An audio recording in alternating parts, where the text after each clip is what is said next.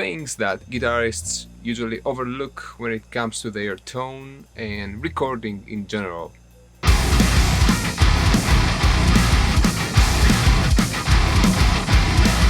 You have a moment to talk about our Lord and Savior gain staging. Yeah, that's a thing, man. I mean, it shouldn't, but it is.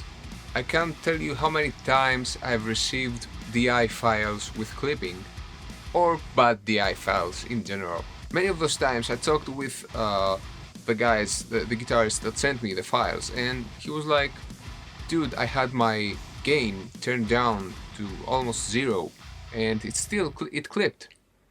So that usually means that you should adjust the pickup height, and every time I've done this it has worked, and then there's more headroom dynamically and you can adjust the gain to the sweet spot.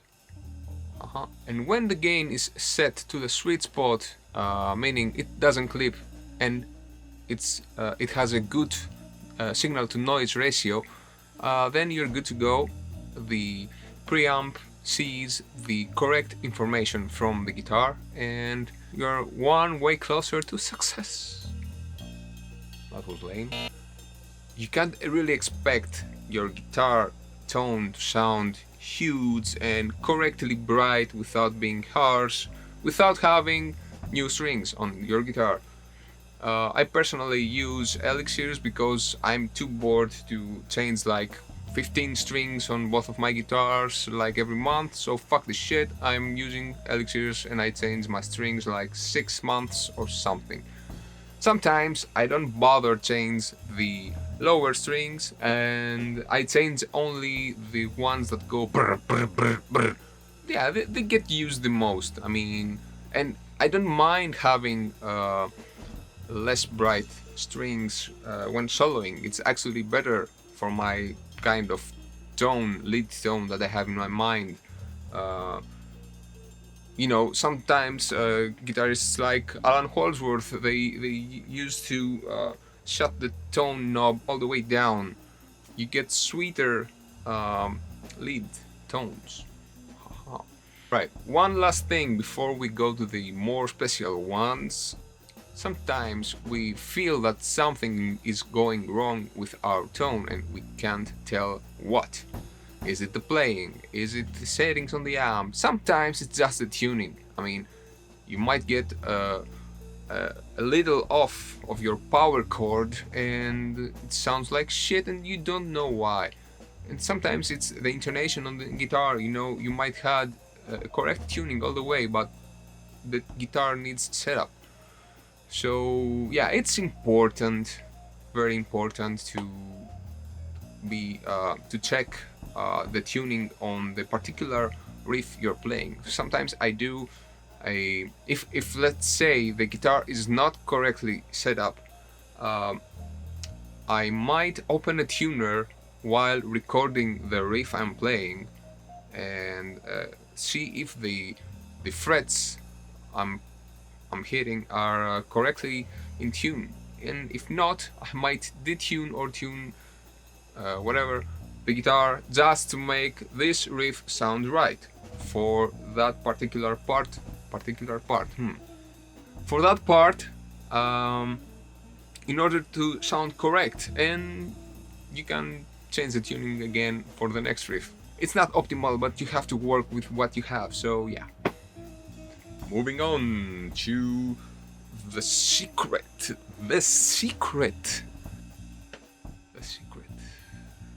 Alright, there's no secret. It's all about details, man. I mean, small things added together. It's all about stacking correct moves, one on top of the other. And yeah. So, let's say you've got everything correct so far. You have set a great basis for your tone. You got your new strings, you got your intonation correct, hopefully. You've got your, what was it? Oh, your gain staging correctly set up. Yeah. it's time to open up your favorite. I'm guessing you're using a VST, right? Most of you. I mean, if you are open-minded and not a boomer, you might have noticed that plugins these days are quite good, and when mixing something or producing something, workflow is king. So sometimes we might prefer using a plugin that's like 10% less good than a real amp, but it adds to our workflow, and our workflow is much better, and we can then make a better mix and screw that 10% of a difference. It's different playing live or jamming inside your home studio than having to fit 2 guitars, a bass, and drums and a singer in a mix. So sometimes, actually most of the times, plugins work better, especially if you are a professional that wants to make many albums per month. So yeah, workflow is king. Alright, Future Dawn here. I just wanted to add something important. The reason why plugins might work better in the long run is because you have the ability to juxtapose the tone you're dialing in with the context of the mix right away. Some plugins can do this in stereo mode, so you just tweak one setting and it affects both channels, left and right. So this is really good. You can do real fast job there, and you know, this is something that you cannot get with real amps. I mean, unless you have a separate live room, isolated, and you have enough inputs and outputs on your interface, and then you can probably, you need 2 amps as well, 2 cabinets, and then you can monitor your sound, your tone in real time in the context of the mix. But I assume that not many people can do this. So yeah, you get there very efficiently. And on the other hand, I understand that some players perform better when they are using a real amp live and maybe standing in the room in order to feel all that wall of sound coming towards them. So it's a 50-50. What's that? Boobs. It's, you know, you gotta so you have to judge it every time. It really depends on the player. Some players do need an actual amp to get all that mojo, and you know, it really adds to the performance, especially if you are doing mid or low gain stuff or soloing. You know, you can get much more expression out of your playing. But when it comes to rhythm and all that, you know, for example, I don't give a shit. I can, you know, I can record with just hearing the guitar and a metronome. But I understand this is not everybody, and yeah, so you be the judge. Okay, so what's the most common thing to do when opening up a plugin? People tend to go, okay, let's change every setting because the default setting is shit, or everybody will have it, so let's make our tone a bit more special. Truth is that, especially in newer plugins, the first setting is a very good setting. The default settings are like, they just need some adjustment, a little, like just the gain and maybe some high end, or you know, you have a very good starting point already if you have done all the other things I mentioned, and if you use the settings on the default. I mean, there's a reason that companies release their plugin with this sound and default settings. If, let's say, I had a company and I was to release a plugin, the first impression is like the most important one. And why the hell, why the hell make a bad impression with a fucked up sound, You don't have to screw with all the knobs there and try to be special or something. I mean, your special tone comes from your hand, how they say, right? So, my advice would be to plug the guitar in and play a chord or a chug, play a riff or two, and listen. Even better, record it on the PC and play it back, because when we play, we listen to both signals. We listen to the direct signal from the guitar down here, there's a guitar down here, and the signal from the speakers. And what this does, it interferes with the tone we are making, because usually we don't crank up the speakers like a real amp. So you hear the clarity of the strings when you're hitting the strings live, and you think that you got enough clarity on your tone, and you think you can get away with all that gain because it sounds clear, but in reality it doesn't. So listen first and find out what your tone needs in order to excite you. It's important to play as well and see how it behaves. But if you do so, just turn the volume up a bit so that you won't listen to the guitar in front of you. You should try and focus and find what's the most exciting part about that tone.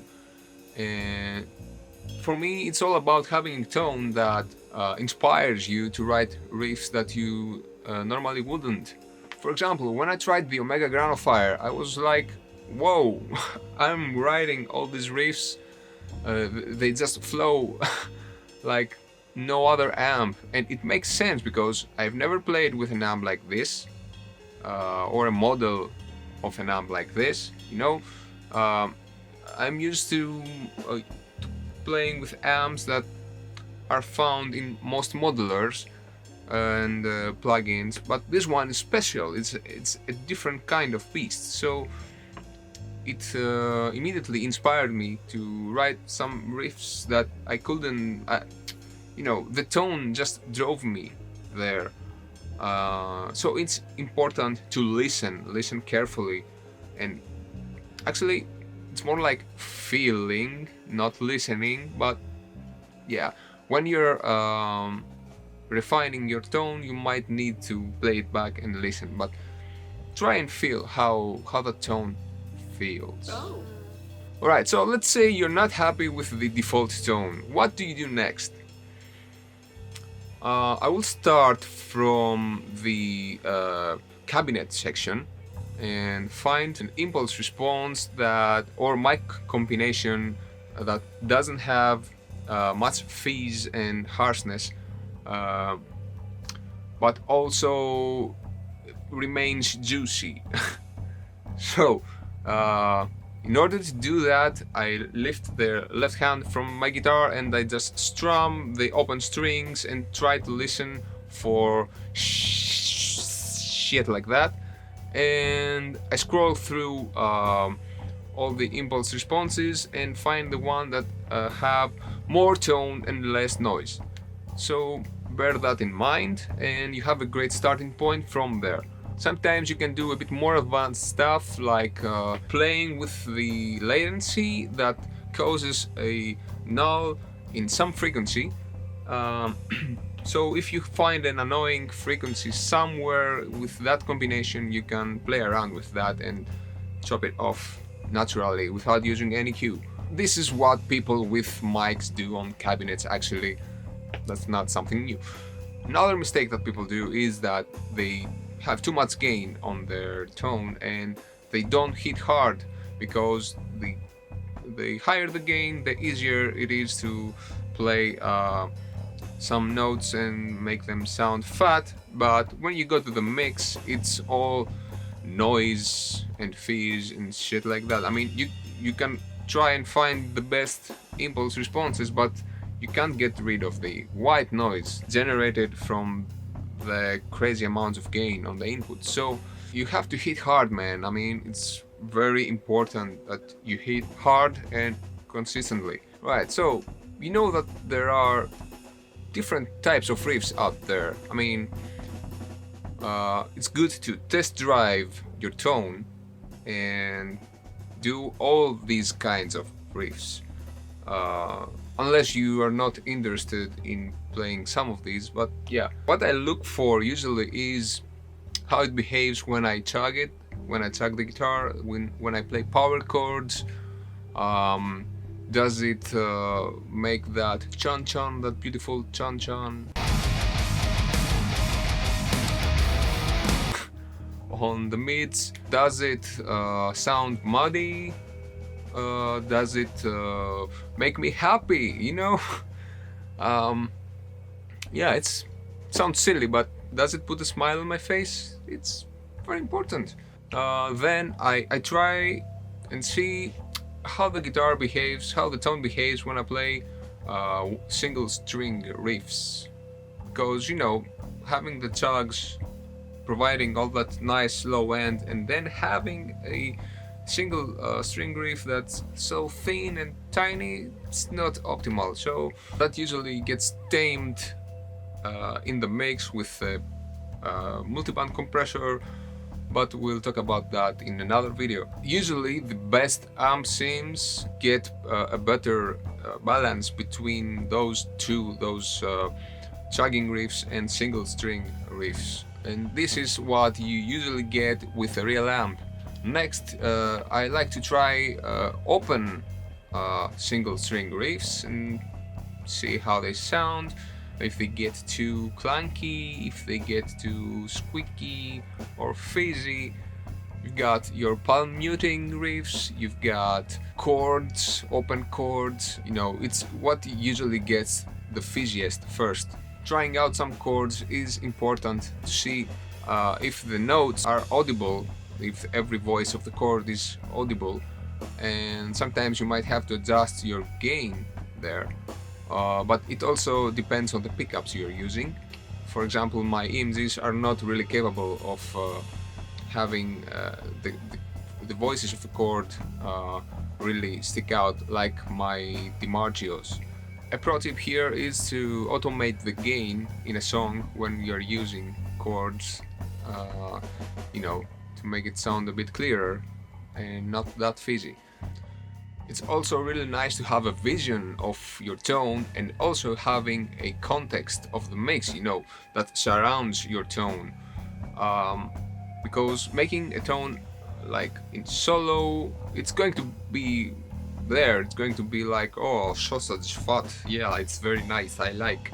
But, you know, it's not going to fit in the mix that easily, because you have a bass guitar occupying some space in the lower register, you have your kick, your snares, you got all kinds of shit fighting for some space, and you need to control your low end on the guitars.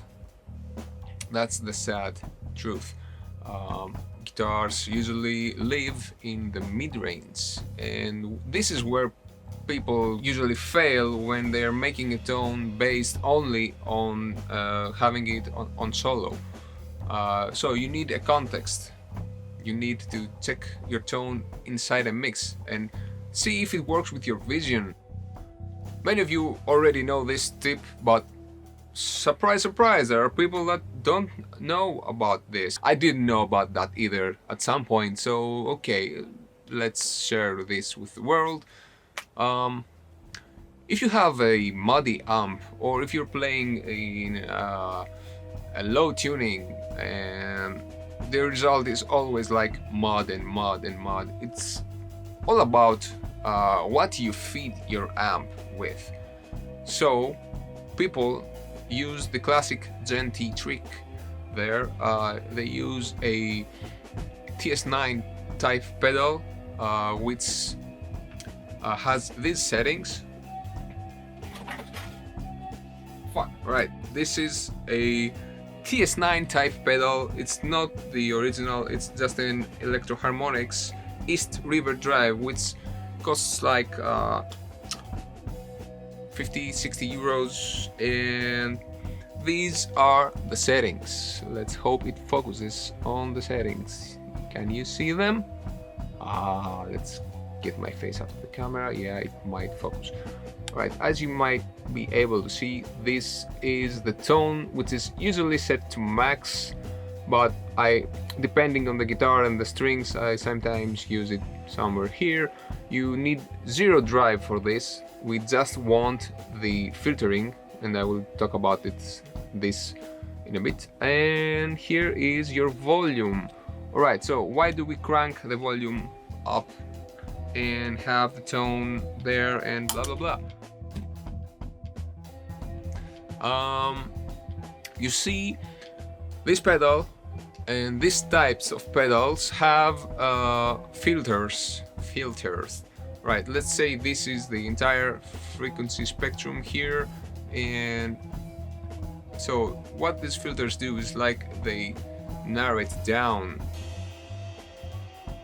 and yeah, it's like 400 hertz to 700 or 1000, depending the modification that has been done to the pedal, or the revision, or the model, whatever.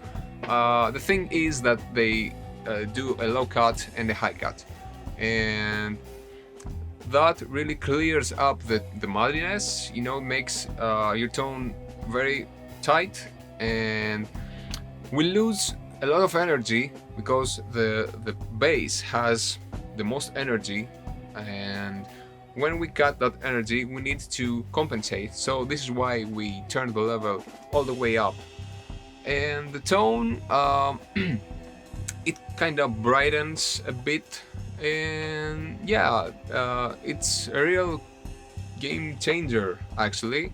If you are using an amp like a Mesa Boogie or something, or if you're using an 8-string guitar and you need to cut through. Alright guys, I hope you find these tips useful. I will be coming back with more stuff like that, more into the mix stuff, but I always wanted to make a video like this, talking.